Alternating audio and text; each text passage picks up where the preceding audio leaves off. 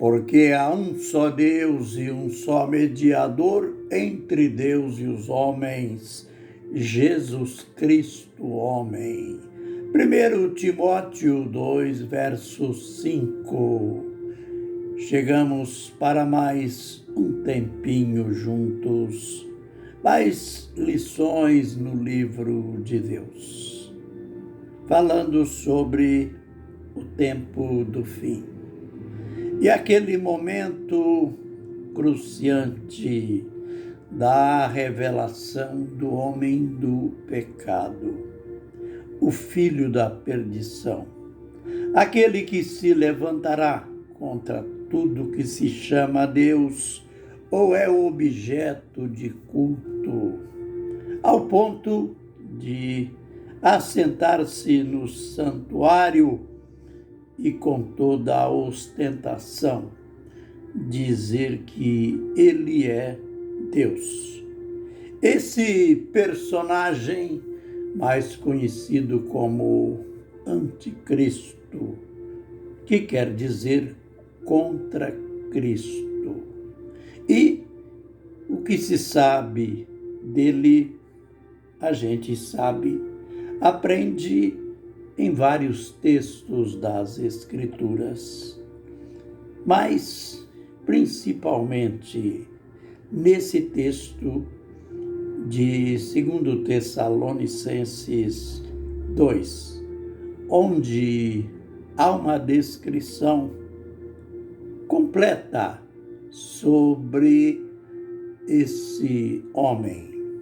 Mas em Apocalipse 13 é onde está as informações exatas sobre o seu governo, sobre paralelos, reis com os quais ele tem semelhança, reis que no passado reinaram, e então ele, o Anticristo, tem semelhanças a estes reis ou reinos.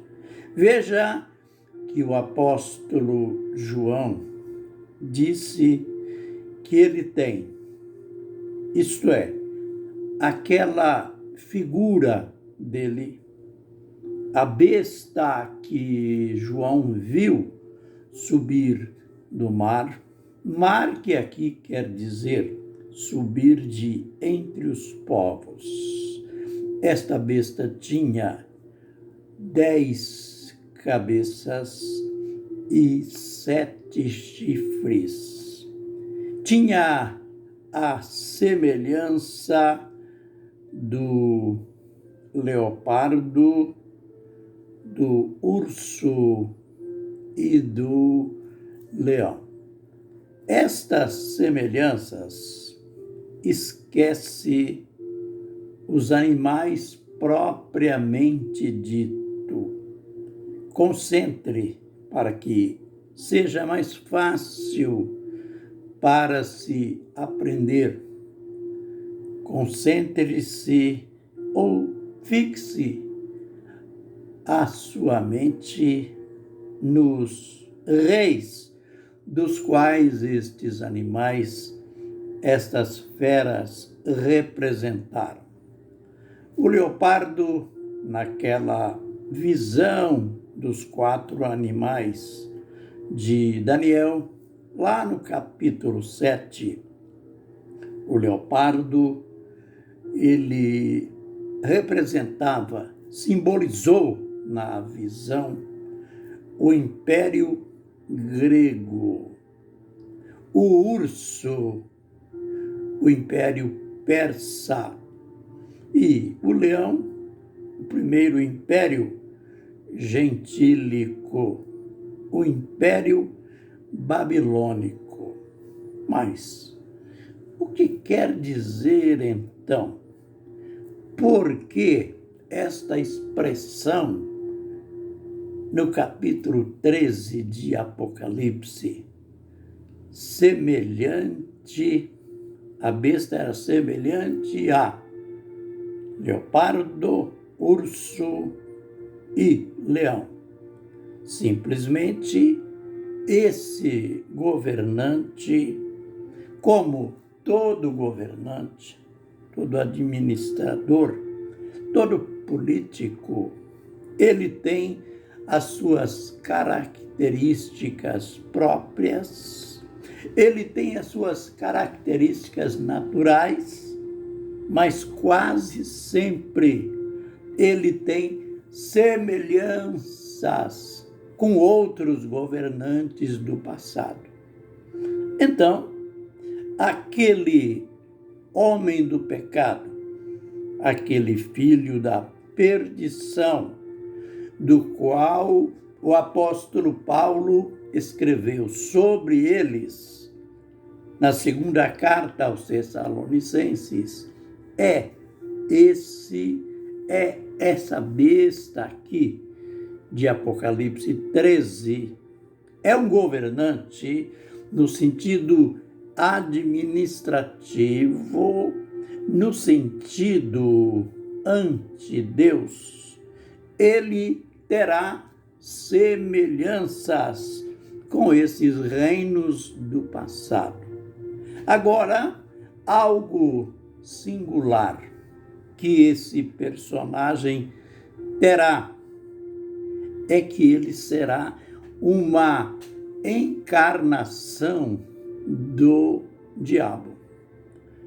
Você sabe que uma coisa que o diabo, Satanás, nunca admitiu no passado, não admite hoje, é que ele é simplesmente espírito.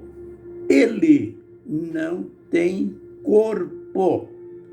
É por isso que existiu no ministério de Jesus, Jesus estava sempre confrontando com endemoniados, isto é, pessoas que eram possuídas pelos demônios.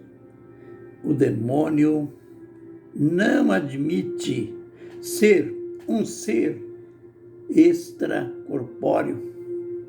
Ele não tem corpo, ele não tem forma, por isso ele vive a possuir corpos humanos e, por que não dizer, até corpos de animais. Lembremos aquela ocasião que ele possuiu aqueles porcos que eram em torno de 2.000, conforme dizem os criadores, 2.000 cabeças. Ele possuiu aqueles porcos e eles foram afogados no momento. Então, ele adora possuir corpos. Mas por que isso? A grande inveja, o desafio, o confronto é pelo fato de que Deus tomou a forma humana. Deus teve um corpo. Eis o mistério da encarnação. Lembre 1 Timóteo 3,16. Grande é o mistério da piedade. Aquele que foi manifestado em carne. Note bem, aquele se refere, esse pronome demonstrativo, se refere a quem? Ao próprio Deus. Foi manifestado em carne. E lá em João 1,14, o Verbo, que é a palavra, o Verbo veio em carne, habitou entre nós e nós vimos a sua glória, glória como do unigênito de Deus. Aí está dizendo que o Verbo, Deus, se fez carne. Então, essa fúria diabólica, essa fúria das forças opostas ante Deus, ela vai chegar ao seu clímax, pois Deus teve um corpo. Lembre o que o autor aos Hebreus diz.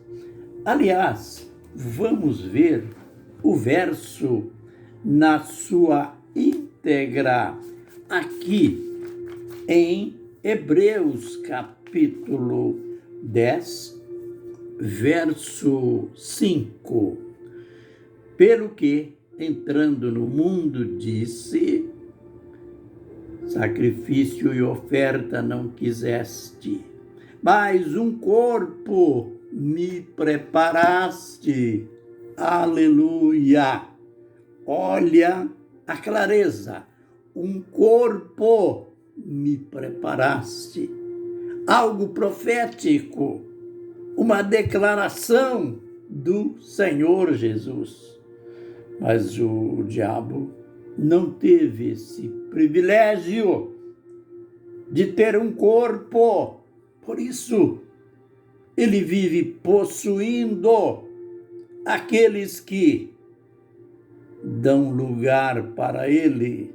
E, em relação ao anticristo, note bem que Apocalipse 13 e verso 2 diz que o dragão, que é o diabo, Satanás, deu ao anticristo o seu trono, poder e autoridade. Note que prêmio, que equipamento, misericórdia, que esse homem, que esse governante, que o último rei da terra vai receber o trono, o poder e a autoridade do diabo.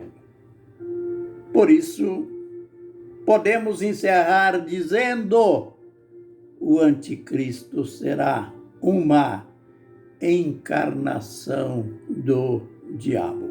Por fim, ele vai encontrar um corpo disponível para ele governar o mundo e ser o que ele realmente será. Aliás, o que ele já é, mas apenas em mistério. Mas no tempo do fim, ele será em pessoa o anticristo. Que o Senhor nos abençoe e nos guarde. Que o Senhor faça resplandecer o seu rosto sobre nós e tenha misericórdia de nós. Que o Senhor sobre nós levante o seu rosto e nos dê a paz. Amém e amém.